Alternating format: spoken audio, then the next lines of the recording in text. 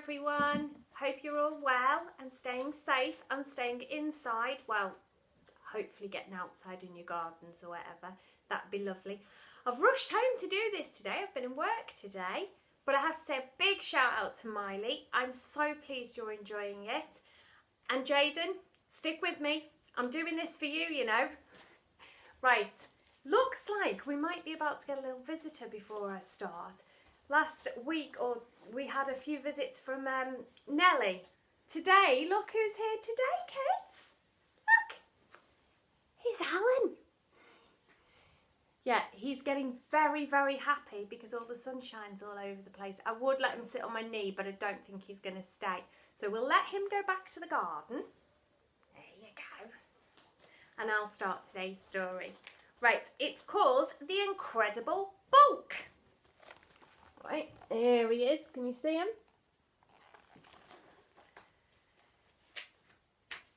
Mr. Bulk was an enormous oaf of a man, as wide as he was tall, like a hot air balloon in a tracksuit. The teacher wore a tracksuit to school every day, but not because he exerted himself in any way. No, it was because he taught sports, and sports teachers have to wear tracksuits, even if they are less active than a sloth. Bulk had a different coloured one for each day of the week. On Monday, it was flamingo pink. Tuesday, electric blue. Wednesday, deep purple. Thursday, canary yellow. And Friday, postbox red. To complete his look, he had a bushy moustache, a mullet haircut, and a huge gold medallion nestling on his hairy chest. Mr. Bulk thought he was the coolest teacher around.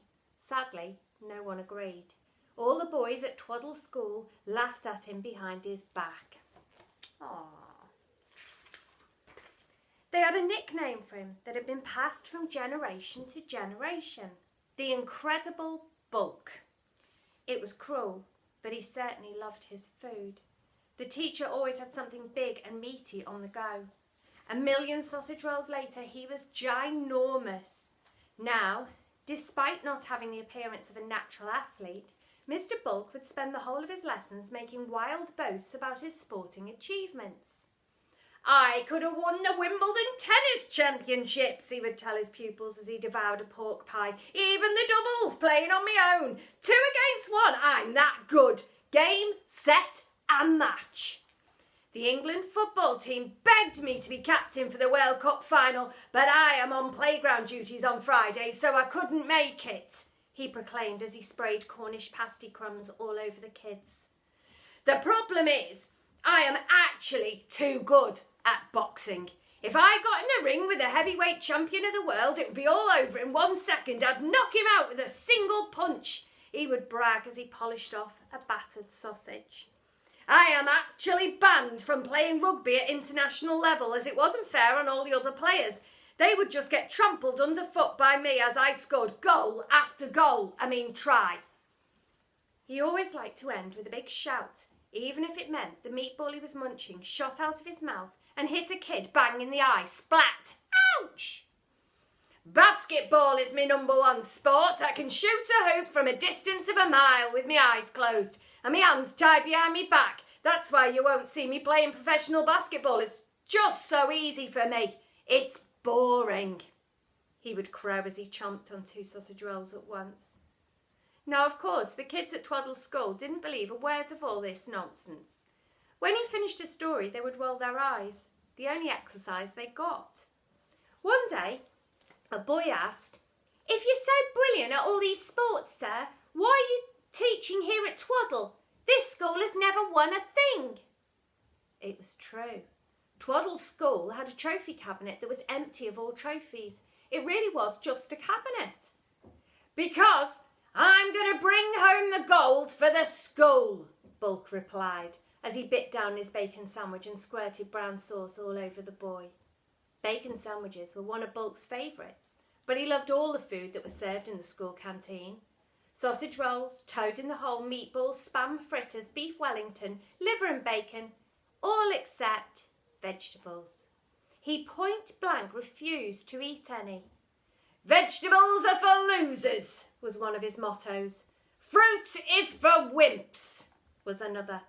Mr. Bulk even carried around a dog-eared note supposedly from his mother in case the dinner lady pressed him to eat either. "Dear dinner lady, please can you excuse my son, Mr. Bulk, from any fruit or vegetables? He may well cry if he has to eat any. They taste yucky. Yours thankingly, Mr. Bulk's mum." Mr. Bulk may not have troubled with the fruit or vegetables, even if he couldn't spell, but the pupils and teachers would still run to the school canteen at lunchtime. When the bell sounded at noon, it was like the starting pistol being fired. The race would begin. "Get there before the incredible Bulk scoffs the lot!" It would be a stampede. Stomp, stomp, stomp. They had to get in quick or Bulk would have polished off the main course before they even got there. The teacher would pick up the entire tray of spaghetti bolognese or whatever was on the menu that day. Then he would waddle over to his table, waddle, waddle, whiddle, slam the tray down before burying his face in it. He didn't believe in using cutlery. "Cutlery is for quitters," was another one of his mottos. Mr. Bulk ate like a farm animal at a trough, barely coming up for air. Gobble, gobble, gobble. When he finally did come up for air, his face would be covered in food. He would then belch loudly, burp, pong. Bulk had the meatiest burps. They were so meaty you could slice them with a carving knife. Then the teacher would move on to the desserts. Gobble, gobble, gobble. Burp, pong. Before finally devouring an enormous meat-based packed lunch that his mum had made for him. A whole roast hog, a metre of salami and 100 chicken legs. Gobble, gobble, gobble. Burp, pong. His excuse for eating like this: "Us athletes need all the energy we can get. I wouldn't want to waste any," he would say as he slapped his big fat tummy and waddled off. After his 2 lunches, he would crash out on a crash mat in the sports hall and snooze for the rest of the afternoon. Bulk's eating may have been prodigious, but his teaching was not. His sports lessons were a complete joke. What made matters worse was that a huge match with a rival school was looming, and not a single boy at Twaddle's school had received a moment's football coaching. They hadn't even seen a ball, let alone kicked one. It was the school's football championship, and the Twaddle team was heading for yet another disaster. Every week the boys would plead, "Please, please, please, can we have a practice game, sir? Otherwise we're going to get thrashed." "Have I ever told you my story about the World Badminton Championships? I hit the shuttlecock so hard it shot up into outer space." "Yes, sir," chimed the boys, "1,000,000 times." The days, weeks and months passed and the school's football championships were edging nearer.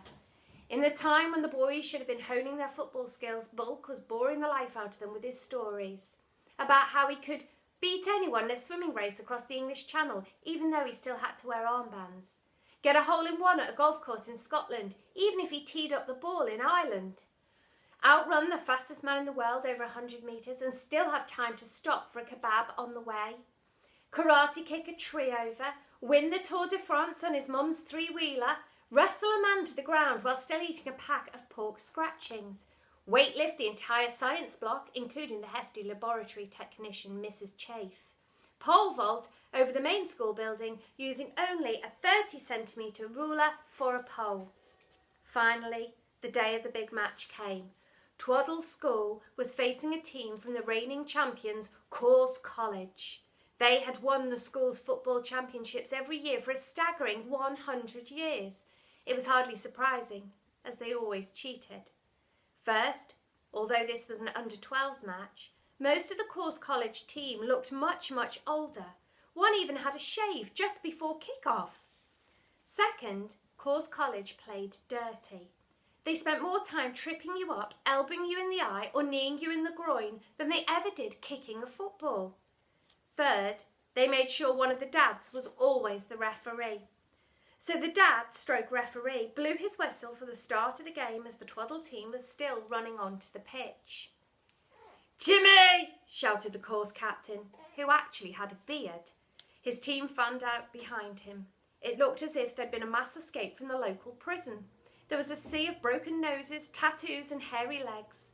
Needless to say, they demolished their opponents in seconds. Goal, goal, goal! The poor Twaddles did their best, but they didn't stand a chance, not least because they'd had zero opportunity to practice. At half-time, the referee blew his whistle. The score was 10-0 to Course College. Not that Mr. Bulk had paid much attention to the game. He was much more interested in the table of sandwiches that had been laid out for the boys to eat after the match. Sadly for them, Bulk had eaten them all, except one final coronation chicken sandwich. The teacher was now eyeing up the table, wondering if wood tasted nice. What was left of the Twaddle team hobbled over to him. "Mr. Bulk, we are being thrashed," began the captain. "What are we going to do?" The teacher stood perfectly still, save for one part of his body, his mouth. He was chewing, and finally he swallowed that last sandwich. Gulp, burp, pong. That was a spicy one. Finally he spoke. "Boys, listen to me. I am the champion of champions." "No, you listen to me," snapped the captain. "You are a champion of nothing. You made it all up." "It's all nonsense," added the goalie. "The only ball I've ever seen you catch is a meatball," stated the centre forward. The team all laughed at their teacher, who became sad. He took a deep breath and began speaking slowly and softly. "I am not stupid. I know what you all call me behind me back, the incredible Bulk. Well, it's not my fault I love my food, and I can dream, can't I?" All of a sudden, the boys felt terrible for mocking him and gazed down at their football boots. "I know that one day I can be the GOAT." "The what?" asked the captain. "GOAT stands for greatest of all time. And that day is today." With that, Bulk waddled up to the pitch. "Now we're really done for," remarked the Twaddle captain. He and his teammates stayed on the sidelines as the Course College boys, as if they could indeed be called boys, all jeered at Mr. Bulk as if to say, "Who is this huge lump?" However, when their team captain tried to weave around him with the ball, Bulk simply stuck his huge tummy out and boom! The boy-stroke man didn't stand a chance. He bounced against Bulk's bulk so hard, boing! As he shot up into the air, zoom! The course captain landed on the far side of the pitch in a puddle of mud, splat! "One down," called out Bulk. The referee blew his whistle and pulled out a red card to send the sports teacher off. "How dare you! That's my son! He's only just turned 30, screamed the referee. "Oh, I do dare," replied Bulk. "I do." And with that, Bulk bashed into the referee with his tummy. Boink! It sent the referee soaring into the sky. He ended up on a church roof with the spire poking into his bottom. Ouch! Just then, one of Course College's superfast strikers took possession of the ball. He was actually carrying it. Just as he was about to drop it to his feet and shoot for the goal, Bulk waddled into his way. The striker ran slap bang into the teacher's tummy. Oof, wobble, boink! He zoomed through the air, whoosh! Before whizzing past his own goalkeeper and hitting the back of the net. "Goal!" shouted Bulk triumphantly, though technically it wasn't. The Twaddle team cheered anyway. Hooray! The head of Course College, Mr. Nash, clomped onto the pitch. He rolled up his sleeves and lifted up his fists as if he was spoiling for a fight. "What on earth do you think you are doing, man?" he demanded. "This," replied Bulk with a grin, bashing his tummy into him. Wobble, boink, ah! Bulk sent the man soaring over the crowd of spectators. Whiz! Nash flew head first into a tree. Doink! And was knocked out cold. He slid down the trunk, hitting each and every branch on the way down. Doink, doink, doink, doink, doink. Mr. Nash landed in a crumpled heap on the grass. "Josh!" exclaimed Bulk. "Who's next?" Trembling with fear, the Course College team dashed back to the far end of the pitch, except for one, the brawniest of the lot, who stepped towards Bulk. He handed his pint of beer to one of his teammates and stared at the sports teacher. "I ain't scared of you, big man," he growled in his deep, manly voice. He had tattoos on his knuckles spelling out the words hate and hate. Bulk smiled. Come on then, little one. Baldy booted the ball hard. Buff, whiz, then chased it across the pitch. Bulk took a few waddles backwards towards the twaddle goal. The sports teacher was so wide he all but blocked out the entire goal. With nowhere else to go, Baldy raced slap bang into the Bulk's humongous tummy. Wobble, boink. He was launched high into the air like a space rocket. Zoom! His bald head glowed red. He was travelling so fast. Of course, as Isaac Newton's law of gravity taught us, what goes up must come down. And come down he did. Baldy hit what was left of the course team at terrific speed, like a bowling ball striking skittles. Bish, bash, bosh! Baldy sent them shooting off in all different directions. One landed in a hedge, another in a bin, a third smashed through a fence, a fourth crashed through the sandwich table, a fifth came to rest in a puddle, another landed on top of the school minibus. One struck the spectators, sending them flying, another flew headfirst into Mr. Nash. Just as the course head teacher had come to, he was knocked out again. The final member of the course college team actually landed in Belgium.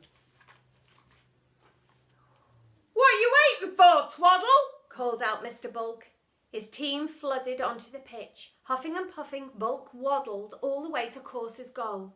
This really was his day, and he wanted all the glory. Leaning against the bar to get his breath back, he ordered, "Pass it to me!" The boy did so, and Bulk gently tapped the ball over the line. "Goal!" he exclaimed. The sports teacher had never looked happier. "To me!" The Twaddle team did as they were told.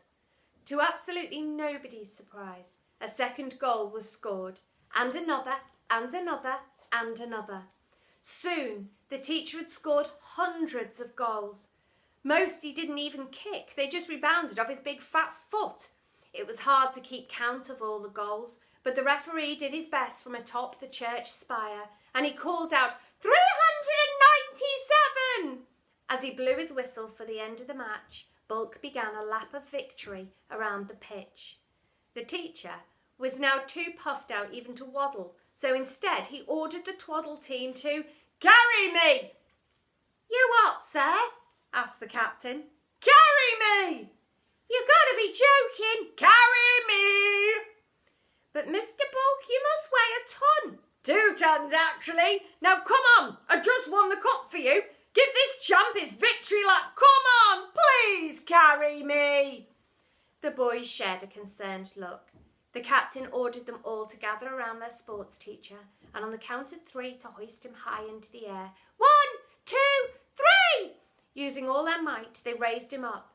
For a moment, they held his weight, but only for a moment. Their little arms gave way, and Bulk landed on top of them. Thump! "Help! Ah! I'm being squashed!" Sadly, Mr. Bulk never did get to do his victory lap. However, when all the boys in the Twaddle team had got out of hospital, a special assembly was called. There, in front of the entire school, in a shiny new gold tracksuit with the letters GOAT emblazoned on the back, Mr. Bulk finally got his moment of glory. He held the school's football championships trophy above his head. "Yes, the greatest of all time," he said as everyone cheered. "Hooray!" To celebrate, he bit into a jumbo sausage sandwich. Munch. Burp. Pong. The burp was so meaty it actually formed a cloud that rained gravy. The events of this story are some years ago now, but Mr. Bulk is still a teacher at Twaddle School. To this day, he bores the children senseless with wild boasts about his sporting achievements. Of course, these stories are all twaddle, except one. The tale of the day he scored an incredible 397 goals. That one is completely and utterly true. The boys were right all along. Mr. Bulk really was incredible. There you go, guys. Hope you enjoyed that one, and I hope that you are all staying safe. Please keep tuning in. I know that all the weekly updates, the new challenges are all on the school blog, so have a look. Some of the teachers are getting particularly creative now. So enjoy them, take care of yourselves, and I will see you all tomorrow. Bye-bye.